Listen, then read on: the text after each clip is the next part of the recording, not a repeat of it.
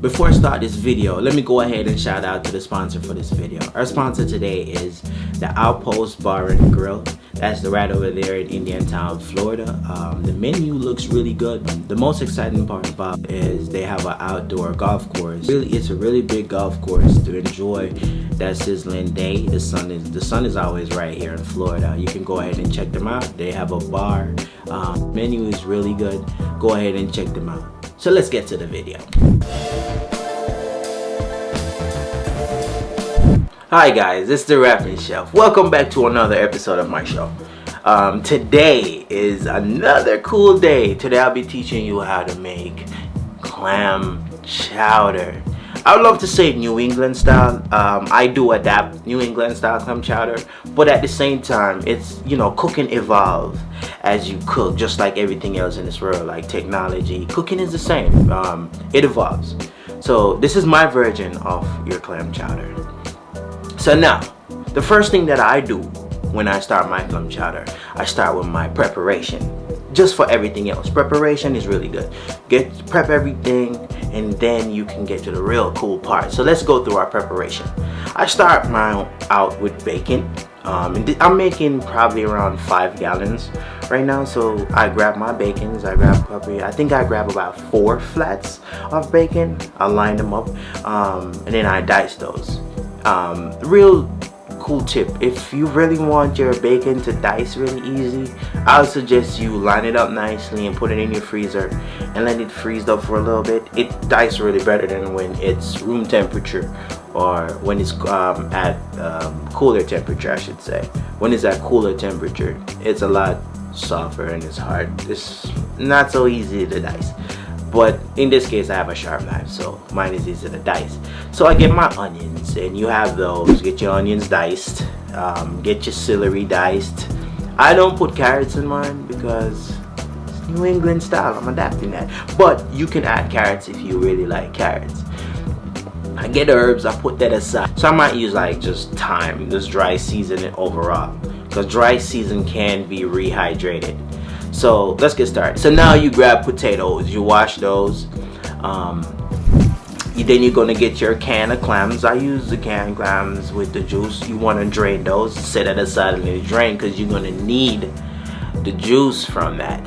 So now you're gonna need flour, you're gonna need heavy cream. These are the items that you're gonna need. I don't use butter because I have a trick, and I'm going to teach you that. So I get my pot, fire up my stove, I put my pot down. The first item I add to my pot is bacon. I render my bacon till it's golden brown. Or should I say brown? You don't want to get golden because bacon will burn. So I lower my heat and I let my bacon render for a reasonable amount of time. You make that render.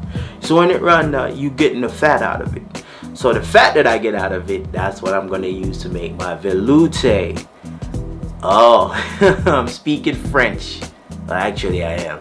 But I'll explain to you what velouté is. All the chefs out there, you know what this is. You know about the 5 mother sauces. But calm down. I'm going to teach all my aspiring chefs or my homemade chefs what velouté is. Velouté is one of the 5 mother sauces. I'm not going to tell you about the 5 mother sauces right now. I'll tell you about that into another video. But today we're focusing on velouté. Velouté is a combination of hot roux with a cold stock. It's very similar to bechamel, but bechamel is a cream base, not a stock base, but a cream base. But velouté is the stock base with the roux. So in this case, for my clam chowder, I'm not going to use butter. Everyone knows that roux is equal butter to equal flour, and you get that incorporated on a stove. Today I'm going to use the bacon fat as my butter and add my flour to that to get my roux. I add all my veggies in and mix that in with the bacon just so everything is saturated, and then I add the flour. Once I add the flour, I stir that in, make sure the flour is all stick to everything. Then I use the clam juice that I have from the drippings, and then I pour that in. I stir that nicely. You want to get it thick. Usually I let it cook for 30 to 35 minutes because you want that flour to cook. But I'm not going to let it cook all the way, because then I'm going to grab my potatoes. I'm slowing it down for you, alright? So now when you add your stock, you stir that in and let it cook. Add your potatoes, let that cook in with it at the same time. If you notice, I don't add my cream, because cream to me at a certain heat and altitude, it might break.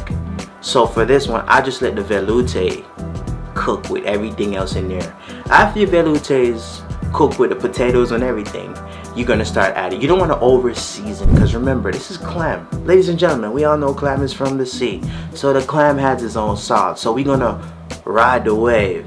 See what I did there? Yeah, so you're gonna add your season, add your spices, add for me, I add Worcestershire. That word was very hard for me to call. So I add some Worcestershire, I had some Tabasco. Well, if you're from the Caribbean, you know about pico pepper sauce. You can add those. Not too much, just enough of use your discretion. Yeah, use your discretion.